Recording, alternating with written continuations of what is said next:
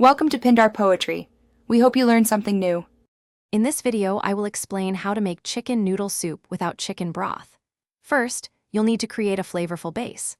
Start by simmering about 8 cups of water with aromatic vegetables like onion and celery. Add a bay leaf, a pinch of dried thyme, and a half teaspoon of black pepper.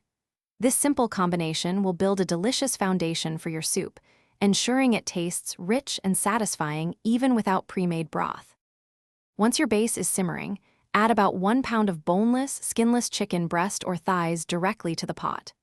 Cook the chicken until it's thoroughly done and tender, which usually takes about 15 to 20 minutes. Remove the chicken, shred it into bite-sized pieces, and set it aside.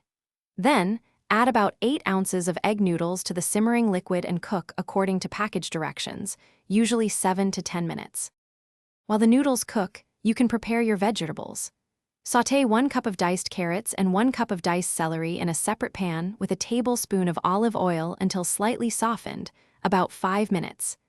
Add these vegetables to the soup along with the shredded chicken.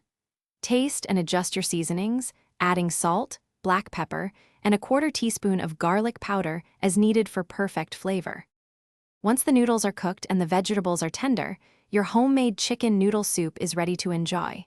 Stir in a 1/4 cup of fresh, chopped parsley just before serving for a burst of color and freshness. Ladle the hot soup into bowls and serve it with some warm, crusty bread.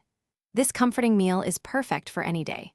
Also, for easy meal prep, check out the link in the description for leak-proof containers and other great deals.